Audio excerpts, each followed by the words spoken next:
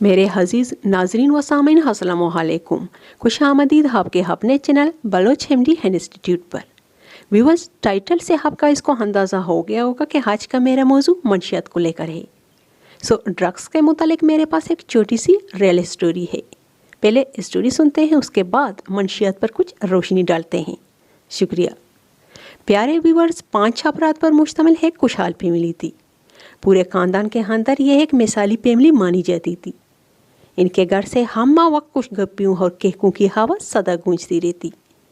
ان کے گھر کا ماحول بہت ہی سکون اور راحت بھرا ہوتا۔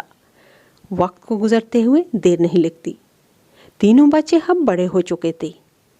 دونوں بڑی بیٹیوں کی شادیوں کی عمر ہو چکی تھی اور بیٹا ابھی میٹرک کا اسٹوڈنٹ تھا۔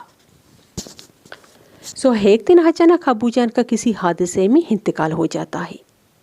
اس حادثے سے پوری فیملی بکھر جاتی ہے۔ ابو کی برسی کے بعد امی جان دونوں بیٹیوں کی شادی کرا دیتی ہے اور جو بینک بیلنس ہوتا ہے وہ ساری کی ساری دونوں بیٹیوں کی شادیوں میں خرچ ہو جاتا ہے اور گھر کا گزر بسر مرحوم شوہر کے پینشن کے پیسوں سے ہوتا ہے۔ وہ تو شکر خدا کا کہ گھر کی چھت اپنی تھی، کرایہ نہیں دینا پڑتا۔ گھر کا واحد بیٹا اب اسکول سے کالج آ چکا تھا۔ تقریباً کالج کی پڑھائی کو 1 سال کا عرصہ گزر جانے کے بعد جنید کی ماں نوٹ کرتی ہے کہ جنید آج کل میرے ساتھ وقت نہیں گزارتا۔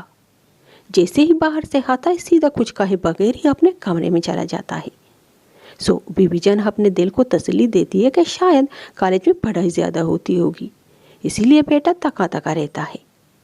جب 6 مہینے اسی طرح گزر جاتے ہیں تو ایک دن بی بی جان ٹان لیتی ہے کہ کیوں نہ بیٹے کا پیچھا کیا جائے۔ آخر کالج بند ہونے کے بعد کہاں جاتا ہوگا؟ خود کہتا ہے کہ میں لائبریری چلا جاتا ہوں۔ ایک دن ماں بیٹے کو بتائے بغیر ہی اس کا پیچھا کرنے لگتی ہے۔ ماں کیا دیکھتی ہے کہ بیٹا کالج کو کراس کرتا ہوا آگے کی طرف منہ کرتا ہے۔ ماں 1 منٹ کے لیے جہاں کھڑی تھی وہیں پر رک جاتی ہے کہ ہو سکتا ہے بیٹے کو کوئی کام یاد آ گیا ہوگا۔ جب تھوڑی دیر انتظار کے بعد تب بھی بیٹا کالج نہیں جاتا تو ماں کو تشویش ہوتی ہے۔ اپنے آپ کو روک نہیں پاتی اور تیز قدموں کے ساتھ اسی طرف جانے لگتی ہے جہاں اس نے بیٹے کو جاتے ہوئے دیکھا تھا۔ ماں کو گلی کے اندر جب سرگوشیوں کی آواز سنائی دینے لگتی ہے تو وہ اپنے آپ کو چھپتے چھپاتے دبے پاؤں گلی کے اندر جھانکنے لگتی ہے۔ جب وہ گلی کی نکڑ پر کڑی سارا تماشا اپنی آنکھوں سے دیکھتی ہے تو اس کو 1 منٹ کے لیے یہ باور نہیں ہوتا کہ یہ میرا لخت جگر ہو سکتا ہے۔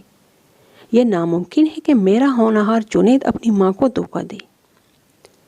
وہ جہاں پر کڑی ہے وہیں پر بیٹھ جاتی ہے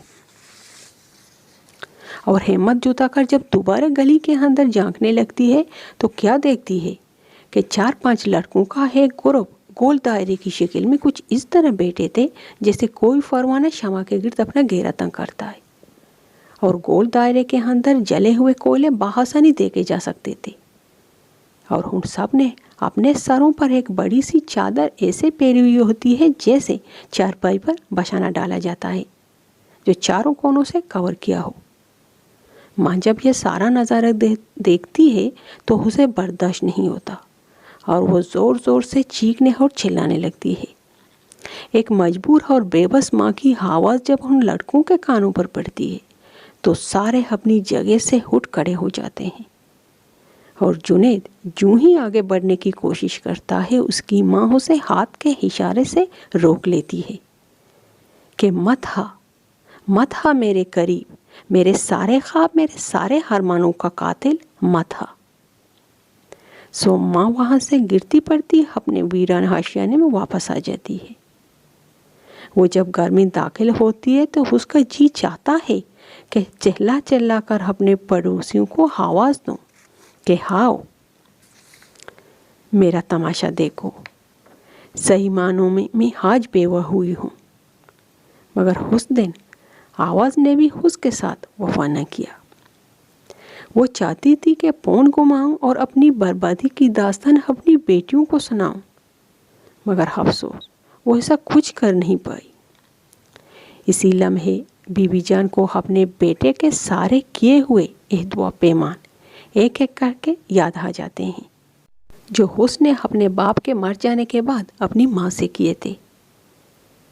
قصے کو مختصر کرتے ہوئے آگے بڑھتے ہیں۔ پھر دوسری صبح بیٹیوں کو ہمسایوں کی طرف سے اطلاع ملتی ہے کہ آپ کی امی جان کا انتقال ہو چکا ہے۔ یہ کسی کو معلوم نہیں ہو سکا کہ بی بی جان کی موت کس طرح واقع ہوئی ہوگی۔ کوئی کہہ رہا تھا کہ نشئی بیٹے نے اپنی ماں کو مارا ہوگا، کوئی کہہ رہا تھا کہ ضرور بی بی جان نے خودکشی کی ہوگی، اور کوئی کہہ رہا تھا کہ ہو سکتا ہے اپنی موت آپ مری ہو۔ لہٰذا ہر کسی کی زبان پر ایک کلمہ تھا۔ اس دن جو کچھ ہوا تھا وہ ساری باتیں بی بی جان نے اپنی ڈائری میں درج کی ہوئی تھی، مگر وہاں پر یہ نہیں لکھا تھا کہ میں خودکشی کر رہی ہوں۔ بی بی جان کی موت اب تک معمہ بنی ہوئی ہے۔ یہ تو صرف ایک گھر کی کہانی تھی، نہ جانے ایسے سینکڑوں گھر ہوں گے جن کے چراغ جلنے سے پہلے ہی بجھا دیے جاتے ہیں۔ پیارے ویورز، آپ کے خیال میں ان سب کا ذمہ دار کون ہو سکتا ہے؟ وہ مالی جو ایسی فصلوں کو پروان چڑھاتا ہے، یا پھر اس باغ کا مالک جو کسان کو بیج مہیا کرتا ہے، یا پھر وہ خریدار جو بھاری معاوضہ دے کر اس باغ کے مالک سے ایسی فصلوں کو خرید لیتا ہے، یا پھر وہ فیکٹری کا مالک جو ایسی فصلوں کو پاؤڈر کی شکل دے دیتا ہے، یا پھر وہ سارا سسٹم جو ان منشیات کو گلی کوچوں شہر شہر سپلائی کرنے کا کام سر انجام دیتا ہے۔ پیارے ویورز، میرے خیال میں قصور کسی کا بھی ہو، مگر پستا سارا معاشرہ ہے۔ جو لوگ ایسے کام کرتے ہیں بظاہر وہ بہت خوش ہوتے ہیں کہ وہ دن بدن امیر ہوتے جا رہے ہوتے ہیں، مگر اصل میں وہ اپنے آگے نہیں آنے والی 7 پشتوں کو بربادی کی طرف دھکیل دے رہے ہوتے ہیں۔ میرے پیارے ویورز، اس کے ساتھ مجھے اجازت دیجیے۔ ملتے ہیں کسی اور دن کسی اور نالجیبل ویڈیو کے ساتھ۔ تب تک مجھے اجازت دیجیے، اور ہاں، اس چینل کو subscribe, like, share and comment ضرور کیجیے۔ شکریہ گائز مجھے سننے کے لیے۔ میری طرف سے ڈھیر سارا پیار۔ اللہ محافظ۔